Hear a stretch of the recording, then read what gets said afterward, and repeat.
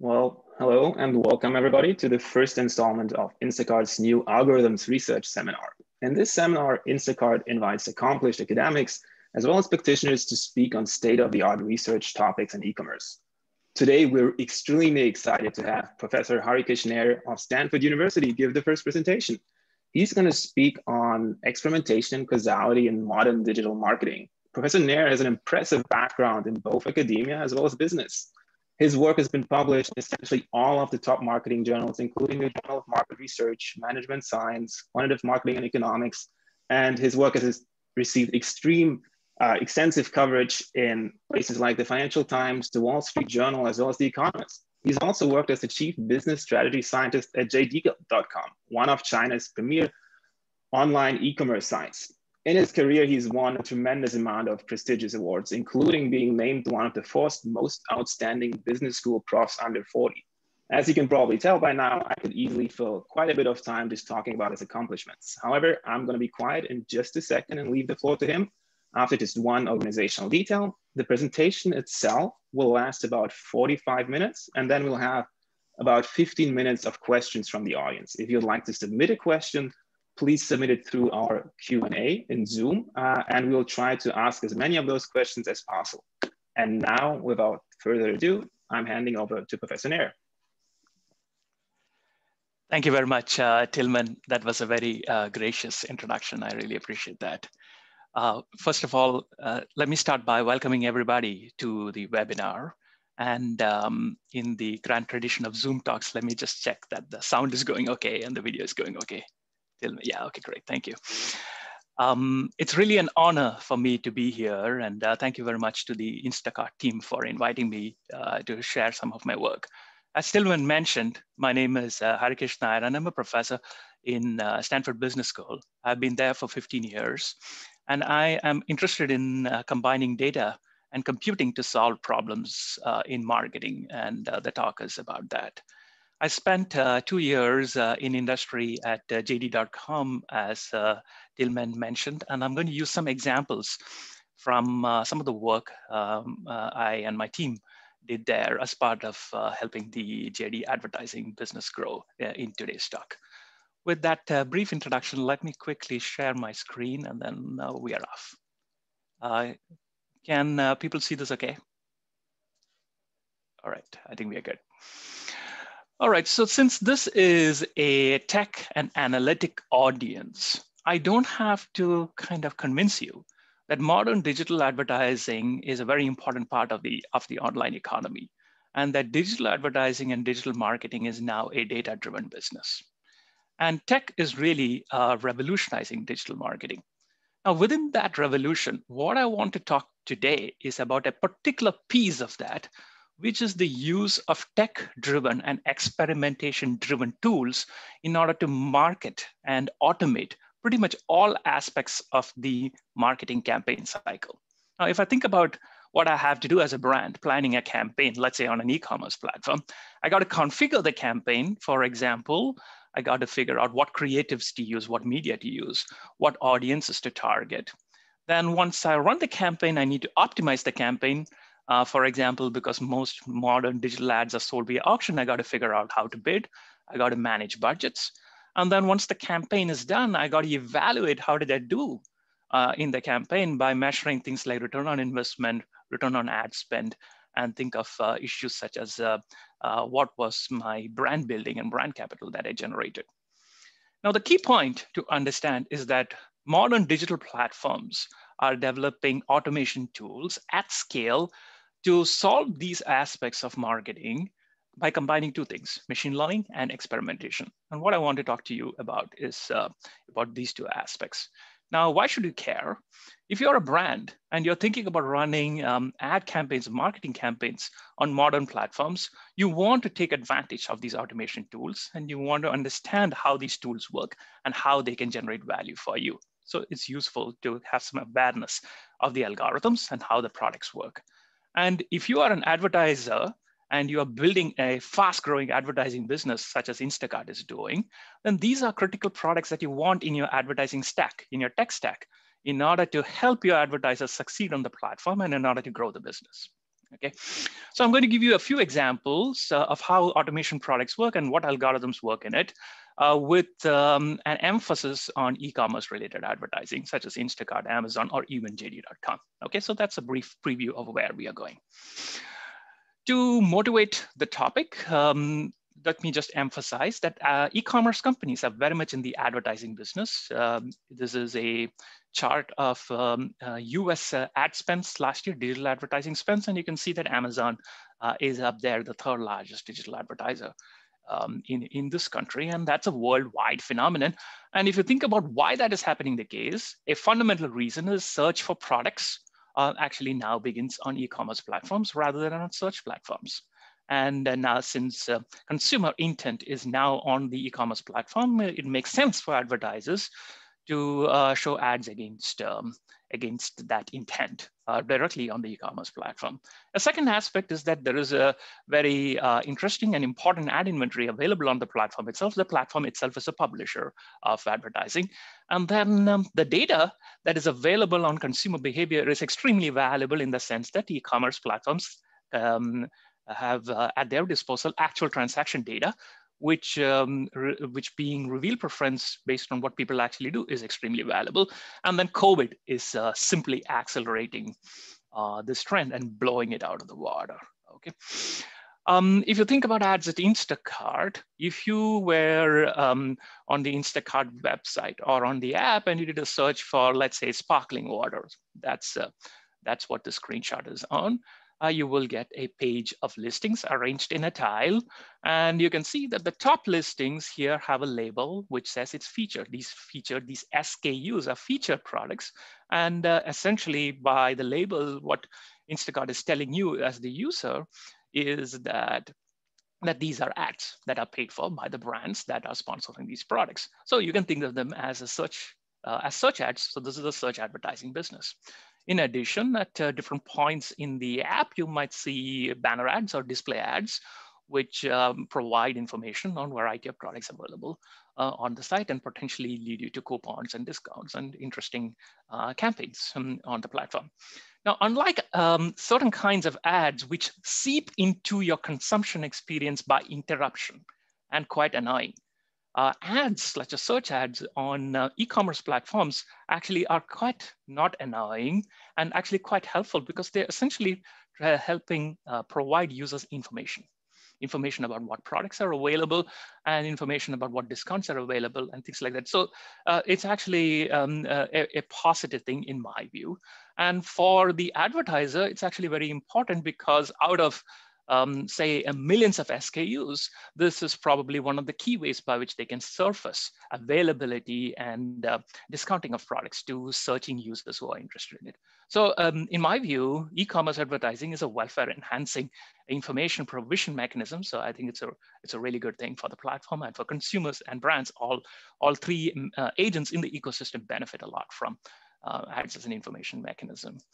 I worked at JD, so I'll give you a quick screenshot of the JD app. The JD ad load is much larger than Instacart. So JD is an e-commerce company. It's the second largest e-commerce company out in China, partly owned by Tencent. So if you go to the home screen, you will see banner ads. If you put a search for, say, the iPhone, you will see ads that are in the listing. So here are some search ads. And then if you went to the cart page and you saw products, you might see some ads at the bottom, which are recommended for you. So these are SKU detail ads. So there's a general logic for e-commerce advertising. And you can see that there's a lot of ad inventory available and it's very useful for consumers. So now question is, how do you as an advertiser running campaigns on e-commerce companies, how should you run your campaigns? And then the key here is that as a platform, it makes sense for me to support the running of effective campaigns by helping automate several aspects of it. And I want to talk about three aspects of this. One, as I mentioned, is how to configure the campaign. So I'm going to take a particular example of picking a creative and a target audience for your campaign, how to make that decision in a data-driven way. Another aspect is how to optimize your campaign. For example, how to do bidding in ad auctions, and then how to allocate the budget. And a third is how to evaluate your campaign as an advertiser on the platform by thinking about getting return on investment, return on ad spend, and brand building metrics on tap as part of evaluation metrics. So these are products that support the platform's ad business and help the advertisers. And I'm going to talk about 3 products, all of which are kind of in production, and there are algorithms that's behind them, and the details of all of those are in the public domain. So, and I can tell you a little bit about it.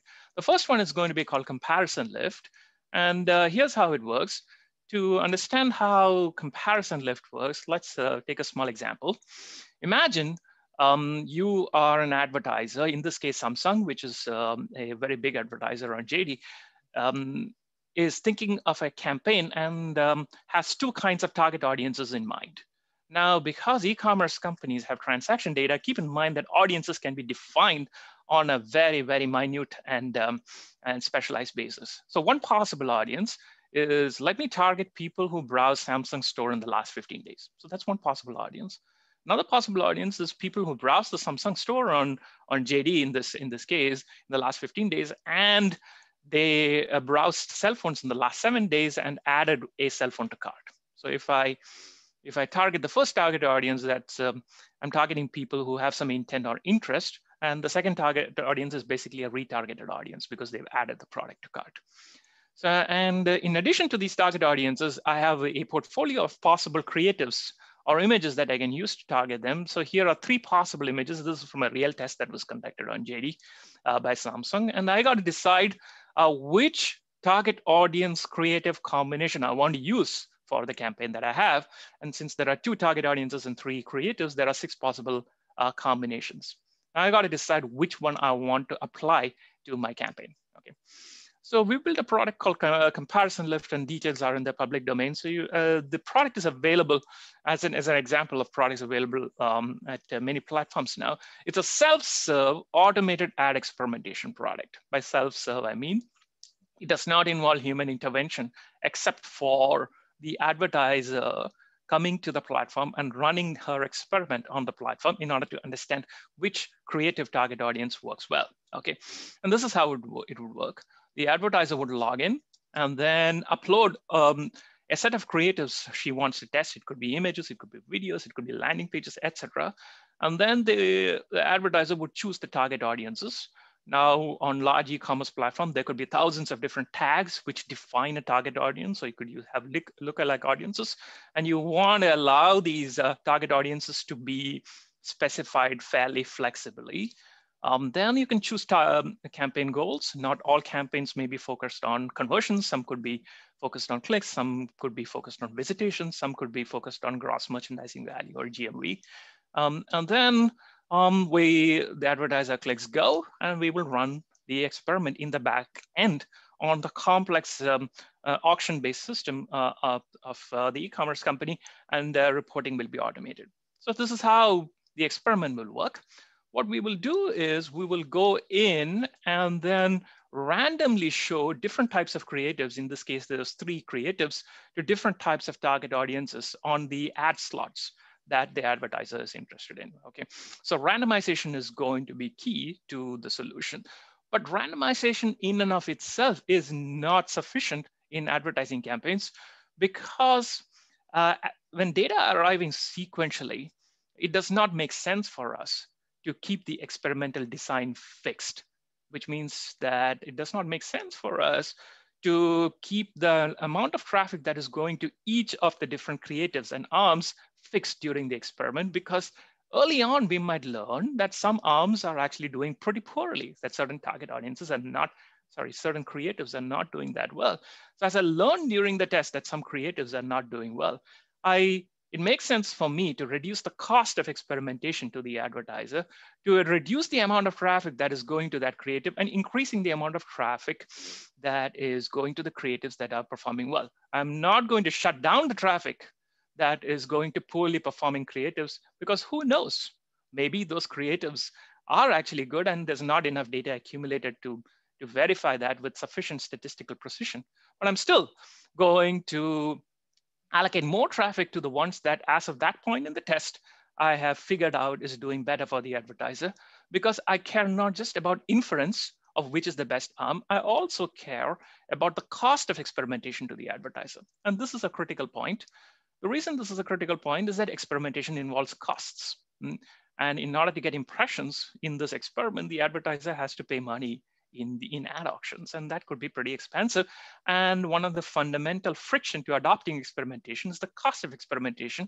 And therefore, by minimizing the cost of experimentation to the advertiser, it makes it easier to run these experiments and use experiments at scale. So in this example, let's say there are TA1 and TA2 are the two target audiences, and these are the two creatives. And I found early on in the experiment that TA1 and that particular creative combination on the left is doing better than TA2 and that particular target audience combination, creative combination on the right. I'm going to start allocating more traffic early on in the test to the first combination, okay? And for those who are mathematical and algorithmic in the audience, people will recognize that this is an adaptive experiment. It's an adaptive experimental design to protect the advertiser's interests and focus on the minimization of the regret during the test. And we would do it as many of us would recognize using contextual bandits. And bandits are a class of algorithms that allow us to implement this experimentation in an adaptive way. By adapting, I mean that the allocation of traffic to different arms or different creatives is adapting to the information that is acquired during the test. And I will not get into more details, and specifics of the implementation are in a paper we published at the IAAI conference last year. So for those who are interested, happy to chat about it more. Okay, so I hope that I gave you a feel for how modern algorithms embedded as products, automated products, now can help advertisers configure campaigns on such platforms, okay? Let me move on to the next piece, which was, now let's say you figured out a campaign configuration. How do you optimize that campaign while it's running, okay?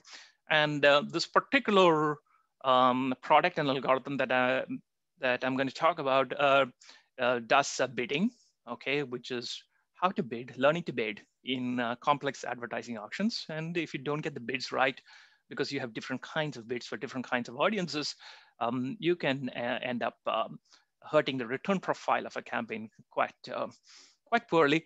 So how do you do this bidding at scale in an automated way? So let's get into that. And for this example, rather than talk about inventory on the e-commerce platform, just to give a different flavor of what's going on, I want to talk about how e-commerce companies have an advertising business in which you help advertisers show ads on inventory outside of the platform, which is often referred to as an audience network. To give you an example of this in the United States, let's say you are browsing. I don't know, I think this might be BuzzFeed. Okay, so, and you're reading about restaurant ads or whatnot, and then you saw an ad on the right-hand side, which is served in real time to you. And if you see that, you can see that there is a call to action, which is shop now. If you click on that button, you are taken to this particular brand's landing page on Amazon. So the landing page is on an e-commerce company. So it turns out that these ads are actually bought by the advertiser through Amazon, through the Amazon DSP, where DSP stands for a demand-side platform, or a platform that helps advertisers. And what the advertiser is doing is buying the ad from Amazon in order to be shown to a user who is showing up at a third-party publisher. And the third-party publisher is not Amazon, right? It's BuzzFeed in this particular example. And here's another example. JD has a DSP business or an audience network. And here's a user who's reading news on a very popular news app in China called Tencent News. And then while the user is browsing this feed, this is an in-feed ad is dynamically inserted. But the ad is not bought from Tencent, it's bought from JD, and then we are participating in a complex transaction in order to show the ad to this user. So how does that work? So in this transaction, the e-commerce company is what we will call a demand-side platform, or DSP. And the advertiser is going to set up a campaign on the e-commerce platform, and then a user arrives at an external publisher, Tencent News or BuzzFeed, and then as the DSP, I, Instacart or Amazon or JD, I'm going to take the advertiser's configuration and I'm going to go bid on behalf of the advertiser in an ad exchange, in an auction, okay, on behalf of that advertiser. And then if I win the auction against the other bidders who are in that auction, I will show my client advertiser's ad on the publisher's inventory. And if the user clicks on it, it will point to my e-commerce page, and then I can complete the loop because the transaction occurs there and I can track browsing behavior and whatnot. So that is how, in general, the programmatic ad buys in the situation is going to work. And it's true in China, it's true in this country. And then the question I want to ask is, how should I, as a DSP, set ads, the bids on this complex ad auction in an intelligent way on behalf of the advertiser so that it produces high ROI and then it saves money for the advertiser, okay? So we built some products that do that. So here's how these kinds of products work. What I have to first deal with is the fact that I have substantial uncertainty as to what is a good bid. Is it $1? Is it $1.50? Is it 10 cents, etc.? So I have very little clue, but I may have some idea based on historical data. So the way we propose doing it is to set up grids, possible set of bids on a grid, okay? And each bid is an arm of a bandit, okay? A bandit algorithm. And by arm, I mean, for those who don't know that terminology, I mean that an option that I'm going to play when I run my algorithm. So I'm going to go into the ad exchange and I'm randomly going to submit bids, okay, within some range. And I'm going to therefore induce randomization in bids, okay? And the way I randomize is going to depend on the characteristics of the impression. I might randomize differently for males from New York, and I might randomize differently for women logging in from Palo Alto, for instance, okay? And in that sense, it's going to be a contextual bandit. And as I randomize and I learn, because I can, in response to the bids, I can see user impressions such as clicks and arrivals at the landing pages or whatnot. As I learn which bids are doing well, and I'm going to update those bids in real time. But as I update what bids are doing well, I'm also going to start playing that bid more often. In other words, I'm simultaneously exploring the possible ranges of bids and exploiting the knowledge that I gained from my exploration policy simultaneously, which is the whole game. Okay, and by doing that, eventually I'm going to learn a good bidding policy for each possible subpopulation, and then over time, the bidding comes closer to optimal based on the objective function that is specified by the advertiser. So that's one way to do auto bidding. Since it's related to the issue of evaluation, let me also talk a bit about how to do evaluation in the same context. In this particular case, what I would like to measure while I'm doing auto bidding is also how did the campaign do in terms of return on investment, brand building, and things like that. And that's a product that sometimes in many companies is called brand or conversion lift. And then the question here is, well, I'm bidding and then I'm winning some auctions and showing ads, and sometimes I'm losing them. And I spend a ton of money. The question is, what did I get in return for that money that I spent? And that's a causal question that we have to answer. And ultimately, the question that is on the table is, what is the causal effect of advertising in this ad exchange? Okay. The nice thing is that the design that I just explained also enables us to measure the causal effects of advertising in this very complex chain, because what's going to happen is that I have essentially gone in and randomized the bids that I am submitting into the ad exchange. And unfortunately, since I don't control the auction, there are complications with the other kinds of randomization designs in which users are randomized, but at least the bid is under my control. So I am able to randomize the bids. And now what happens is that when I randomize the bids into fairly large values, I win the auctions at random. And when randomly I play very low bids, I lose the auctions at random. So what that induces is a set of auctions or set of impressions on which I won the auction at random and lost the auction at random. And when I win the auction, I get to show my ads at random. And when I lose the auctions, I get no ad exposure at random. Essentially, what I have induced under some conditions is a treatment and control group for advertising, some of whom were shown ads at random and some of whom were not shown ads at random.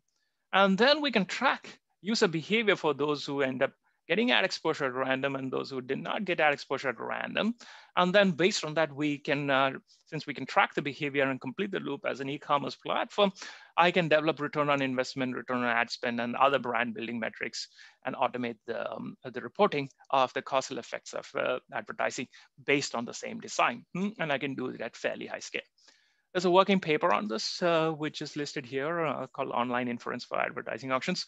And that is kind of a flavor for how we would do auto bidding, which is about marketing optimization. And then we would also do FX measurement, which is about marketing evaluation in this audience network. And these products are roughly in production. So I hope I gave you a flavor for 3 aspects of campaign optimization on an e-commerce platform and a taste for some of the algorithms that happen behind the scenes. For campaign configuration, we were using a bandit for campaign optimization. Again, we were using a bandit with bids as arms. And for campaign evaluation, we got data from the same design, but exploited the fact that randomization was induced. Okay, and randomization is essentially an experiment. Now, is it useful? Are advertisers adopting it? So just to give you a quick sense, I'm sharing some information which is in the public domain for comparison lift, which again, if you remember, was on the leftmost, which was about picking target audiences and creatives. And this was launched at JD last year. My team worked on it and in May, and since then, roughly 1,500 experiments have been initiated by advertisers and run on the platform.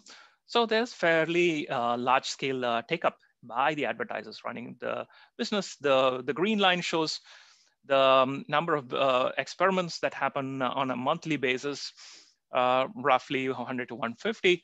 And then the orange line shows experiments that are focused on understanding target audiences, while the blue line shows experiments that are focused on just comparing creatives against each other for a fixed target audiences. And the point here is that advertisers in this very complex situation have substantial uncertainty as to what works well. And experimentation can be a fairly useful tool to mitigate that uncertainty. For those who are interested, we have a paper in the public domain that reports some of these metrics and the metrics that I'm going to mention in just a second. Now, is it useful? Was the question I posed. And clearly, there is some interest from the advertising community and the marketing community in it. Just to get a benchmark of the value that experimentation is providing, we try to come up with some metrics. And here's a metric that we report in the paper and I want to share with you. We call it value from experimentation, or VFE. And what I'm going to do here is, first I'm going to focus on CTR, or click-through rates. I mean, clicks are not the exclusive metric, but clicks are actually very important in an e-commerce platform on ads, because when you click, it takes you directly to the SKU detail page. So that's actually a key thing that you want to do when there are millions of SKUs. It's very hard to get visitation on the site. So click-through rates are actually very important and something that advertisers directly care about. So what I'm going to do is, when I run a test, I can find the best discovered creative from the test. Okay, and I'm going to take the click-through rate of the best discovered creative and put that in the numerator. That's the numerator of this equation. And then I want to ask, well, that's the click-through rate that the test or the experiment helped you identify. What would be the click-through rate that you would obtain if you did not use the experiment? Okay, so so the way I'm going to do that is like this. Okay, so imagine that there are 4 creatives, A, B, C, and D. And when the experiment finished, we found that B is the best creative with a 3% click-through rate, and A, C, and D have smaller click-through rates. as imagined, as I show in that table. So in the numerator, I'm going to put 3%, which is the click-through rate of the best discovered creative, which is B, okay? And then I gotta ask, well, which is the creative that the advertiser would have picked in the absence of the experiment? And I don't know, as the econometrician looking at this data, and I'm going to assume that with equal probability, the advertiser would pick A, B, C, or D, one of them, okay? And that's why I took 2 plus 3 plus 2.5 plus 1.8 and divided by 4, assigning probability 1/4 to each of them, okay? And if I did that calculation, this ratio turns out to be 1.29. So I am going to call that my value from experimentation, that using the experimentation platform improved click-through rate by about 29% relative to what you would have done in the absence of the experiment. And here's a plot of that across the experiments that were run on the product. And it's a highly skewed distribution. So there are certain creatives where there is substantial uncertainty, and then the lift could be as high as 2x. On average, well, the average is not a great metric given the skewed distribution, but still the average is about 46%. So it seems that that advertisers get a lot from the uncertainty mitigation provided by an experimentation platform, and that's helpful for them. Here's another one, and I'll do this real quick. One of the aims was that an alternative to using a bandit was to use a simple A/B test or an ABN test, which we would call a non-adaptive test, which is one where the amount of traffic that is allocated to each arm or each creative is held fixed throughout the experiment. And I can simulate that. I can ask in each of those tests, what would happen if I kept the traffic counterfactually fixed across all the arms, and I can compare that to how many clicks I got in the bandit experiment versus how many clicks I got from an equivalent A/B test in which the traffic is allocated equally across the arms and it's held fixed. And if you compare that, we find that on an average, you get 27% more clicks by using the bandit design as opposed to a simple A/B test design. And the point is that clicks are valuable during the experiment to the advertiser, and therefore there's a cost of experimentation to the advertiser. By using a non-adaptive design, there's an opportunity cost of lost clicks. And there's some value associated with that, and it's roughly 27%. So hopefully I convinced you that adopting bandit designs and adaptive designs and having experimentation is actually useful, and there is a community of advertisers, sophisticated digital marketing advertisers who like that, and that's helpful for running, improving campaigns on the platform. Okay, so the punchline here, and heavily 10 more minutes to summarize, and I'm almost there. Is that adopting modern experimentation and generating data-driven learning tools generates lots of value, especially in data-rich environments such as e-commerce, complex advertising and marketing environments such as e-commerce. I could take a question now or any comments, Tillman. I have about 8 more minutes, I think, to summarize and conclude. If you prefer me to go on, I can do that too, Tillman. Go for it.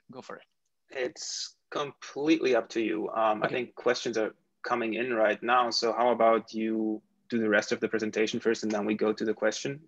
Perfect. So everybody knows that questions are coming up. Yes, perfect. Awesome. Thank you. All right. So yeah. So here's a link where more papers are available and whatnot. By way of conclusion, let me speak broadly about what we just outlined, which is continuous experimentation. And the punchline here is that for those who are thinking about the science behind this, in modern tech platforms, the environment is characterized by continuous experimentation that is facilitated by products in which experimentation is available as a service. It's a service that the platform is providing to the advertisers to help them do better on the platform. And to contrast this with the old paradigm, in the old way where we would run experiments, starting with Fisher in the 1920s or whatnot, we would plan an experiment, okay, and then we would run the experiment. The planning phase took some time. Running the experiment was costly. Changing the design was costly. And then we would have a phase where we take some actions based on what we learned in the experiment. Let's say we would change our bidding strategy. We can broadly divide that into an exploration phase and then an exploitation phase. Okay, so these were distinct phases.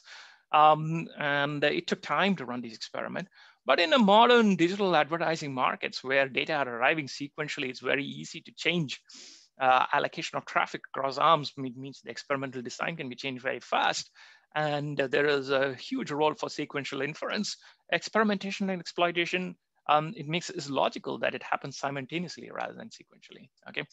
In other words, the explore and exploitation phases have kind of merged, and we are essentially continually running experiments, experimentation and learning and adapting to the current strategy, and then we are taking actions as soon as we accumulated information that is relevant for us to optimize on whatever the objective function is from the exploration. So combining exploration and exploitation together is quite feasible, and this is the secret sauce or the main sauce behind experimentation platforms on modern ad experience. Is pretty exciting, and it's actually very different from the way we thought about experimentation in the offline rigid world. Okay. And tech is leading the charge on that. We have tech products that do this on tap, and then we have algorithms in the AI community. And we are always focused on causality because we need to measure incrementality and things like that for the advertising business. So it would be an exciting area called causal AI, bringing many tools together to solve real problems, okay? Speak for a second about some practical concerns for those thinking about building such products. Campaign goals and metrics is always tricky when it comes to outcomes outside of clicking, and visitation when it comes to actual purchases is quite sparse. We need to have specialized methods to handle sparsity. Offline purchases, which are occurring outside of e-commerce, require specialized tracking. A very complex one is managing the tension between long run versus short run outcomes. For the long run payoff to the advertiser, which could arise from the fact that current advertising could build brand capital and it could generate returns to the advertiser over a long period of time. The performance of the various arms with respect to those long run metrics, the feedback from which arm, from pulling arms is delayed quite a bit. And that makes it very hard to adapt in a way that respects long run outcomes. So we might have to focus and leverage surrogates for long run outcomes, such as visitation and other proxies for surrogates. And that's actually a complex problem. And another complex problem, as the saying goes, algorithms are only as good as the KPI or the objective that you give the algorithm. And there's a question on the table: what is it that we ought to maximize? What should be the KPI of the algorithm? Should it be the platform's profit? Should it be the advertiser's profit? Should it be the total profit from growing the pie? Should it be consumer welfare? Generally speaking, the dominant paradigm is to think about growing the total pie for both the platform or the advertiser, or often just the advertiser's payoff, because it's a product meant for the advertiser. And the belief, which I strongly agree with, is that what's good for the advertiser eventually is going to be good for the platform. But that's an important one that requires deliberation and thinking in order to facilitate success of the platform. Okay, so here are some key takeaways. I hope I convinced you. Perhaps it does not require convincing that model advertising is characterized actually in a very exciting way by the ease of experimentation. And improved measurability is actually a key feature of modern advertising. And experimentation is actually a critical business tools. We can measure incremental effects of advertising and overcoming very, very formidable challenges to causation.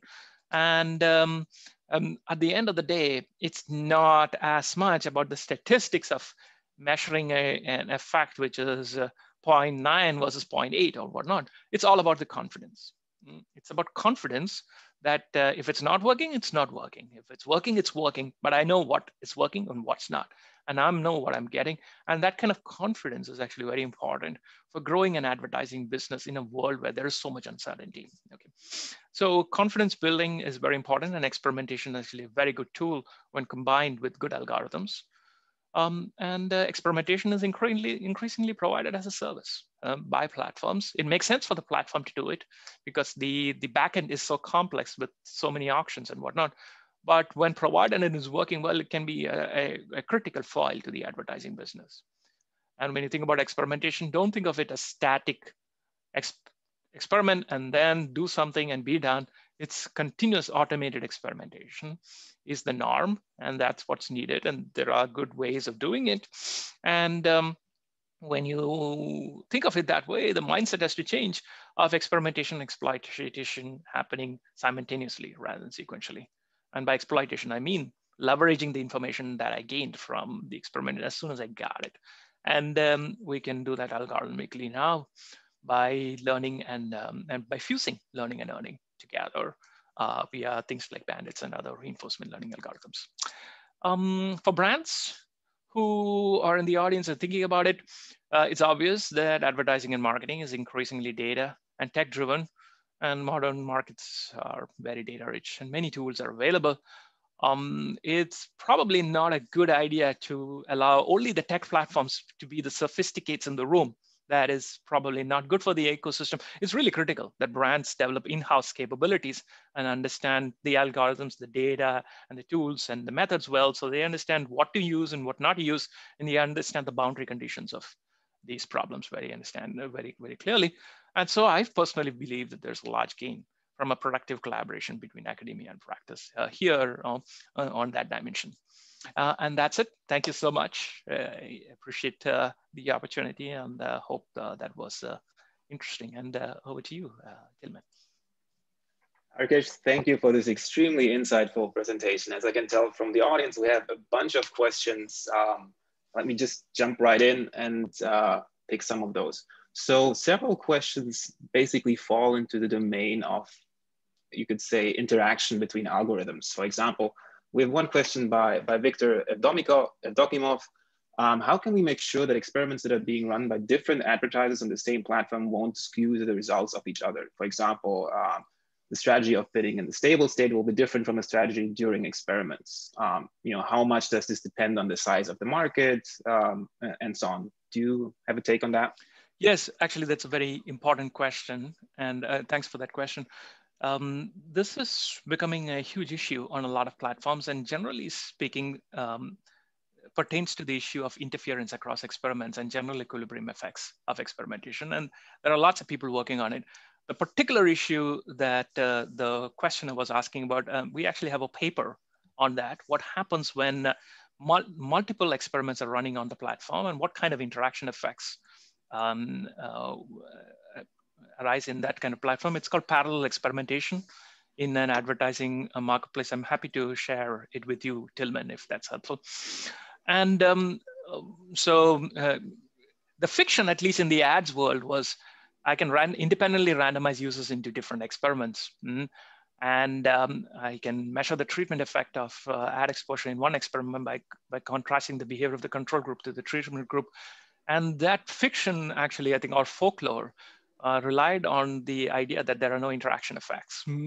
And actually, so it turns out that there could be lots of interaction effects. And one way to think about it is that I got to redefine the causal estimate that I'm interested in measuring for to be a causal estimate that allows for interaction effects, that is allowed to depend on which other on the experimentation state of the platform.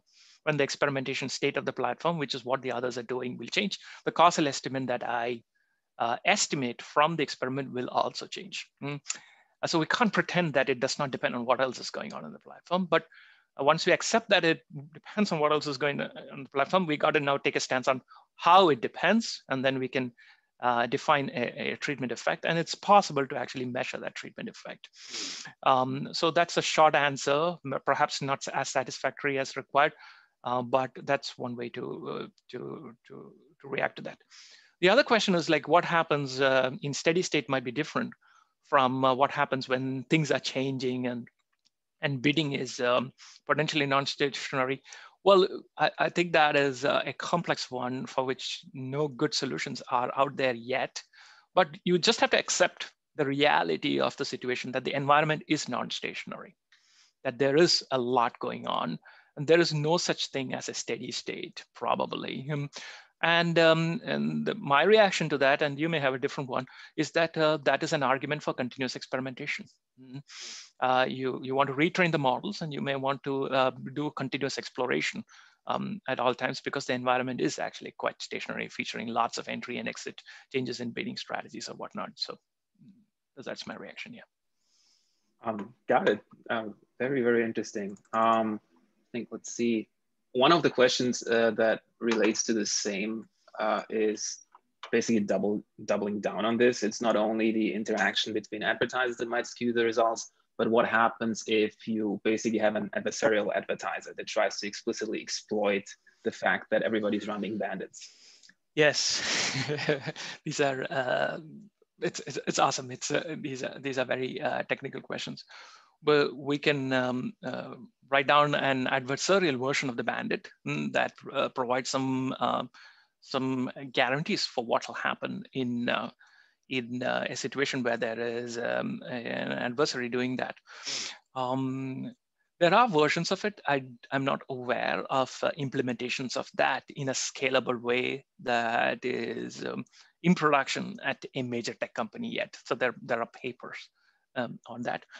But more broadly, one thing to realize is that the auction is a game. It's a game, and the outcomes of whether you win the auction and whether you lose the auction, and therefore what is the size of your treated group and what's the size of your control group is going to be an equilibrium phenomenon. So the experimental design is going to be an equilibrium outcome. And therefore, we have to do experimental design that respects the fact that outcomes are in equilibrium. And so one consequence of that is that it's very hard for me to think of a world where I take specific assumptions on what exactly my competitors are doing, whether they're bidding optimally, whether they're bidding adversarially or whatnot. Instead, it's better for us to develop algorithms that are robust to assumptions about how competitors are bidding. And the way we are going to do this, to get into some detail on this particular example that I specified, is that you can think of the competitors as being a bunch of agents who are playing certain strategies.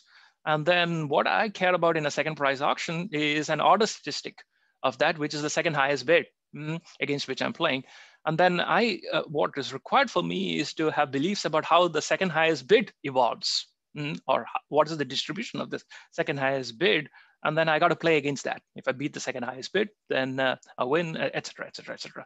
So we can kind of treat that as a black box by making assumptions about, as an advertiser, how the second highest bid that I'm participating in the auctions that I'm participating evolves.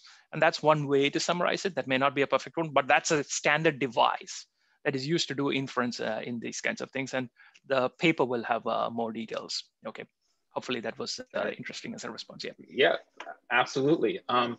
One more question. I think you alluded to it when you summarized. So the question by Lei Tang is, sometimes the feedback loop is quite long, while CTR is a good proxy, but not necessarily the right metrics to optimize for the long run. You spoke of surrogates, for example. Could you maybe expand on that a little bit for the audience? Yes. So, one of the things that's required here, this is for those who are familiar with bandits, this is the standard delayed feedback problem. So one of the things that makes bandits very attractive is that we can adapt the experimental design, which is the amount of traffic going to each of those arms, in real time in response to feedback that I obtain. And that feedback says, okay, this arm is making me closer towards the goal. But if the goal is a very long-term one, and I observe the feedback only 3 months later, well, obviously I cannot adapt the allocation of traffic on a second by second or minute by minute basis, right? So the delayed feedback is a huge issue. And it turns out that it can, and if I can't adapt the design, then the bandit is not providing much value to a non-adaptive design. So one way to address that is to think of a proxy that is actually correlated and is actually quite representative of the long-term value or the true metric that I want to move, so that I know that if I move the proxy If there's a movement in the proxy by pulling an arm, that is associated with a movement in the long-term metric. Let's take an example from Netflix, which runs a large number of bandits. What I really want to know is the long-run payoff to Netflix as a company over many years from I'm showing recommending a particular movie to you. But I don't observe that. But one good proxy for that could be time spent. And I observe time spent on watching Netflix. So I just allocate traffic or recommendations, which are the various arms, on the basis of moving the time spent metric. And that's actually, and then in an auxiliary offline analysis, I keep track of how well time spent is actually correlated with the long run metric that I want to move. And that's actually very important for thinking about the effect on brand capital and brand building and things like that. So that's the strategy of using surrogates, and that's actually very important in order to expand it beyond high frequency metrics to more metrics that are only observed over a long run. So hopefully that clarified. Yeah. I think that was very, very helpful. Okay, two more questions. One very broad one, and one that's more the question about what are the drawbacks of bandits. So what are the skeletons in the closet? Yep. We've heard a lot about the upsides. Yeah. What is it that we have to be aware of? There is I think a number one drawback is that they're not easy to put into production because there's a lot of technical debt.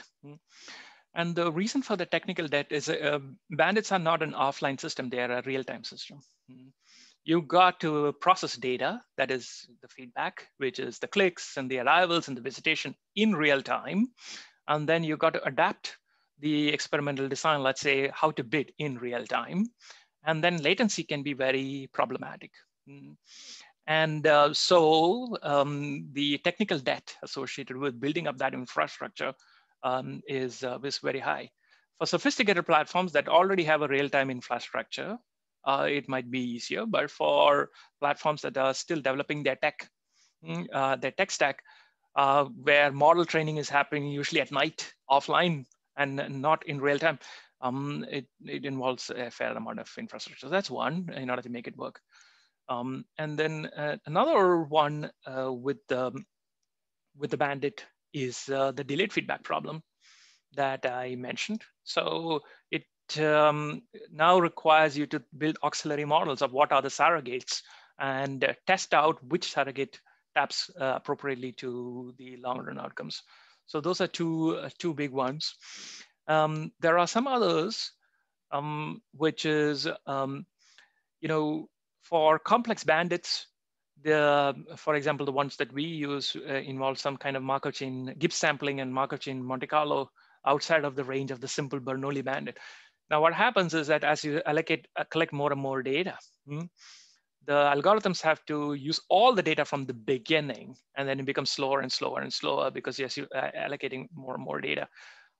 So you need to use sophisticated methods to manage that because over time it becomes slower and slower. So that's another disadvantage. Sometimes you can use stochastic Monte Carlo and sequential Monte Carlo and other methods. A final one is that not all problems are bandits. Bandits are a particular class of reinforcement learning problems where the only source of dynamics across rounds is that I'm updating my prior or I'm learning something, right? But if the arm that I'm pulling right now, which is ad exposure or the bids, has some effect on future payoffs, and that's very important, then you can't really treat it as a bandit problem. It's a more generalized reinforcement learning problem.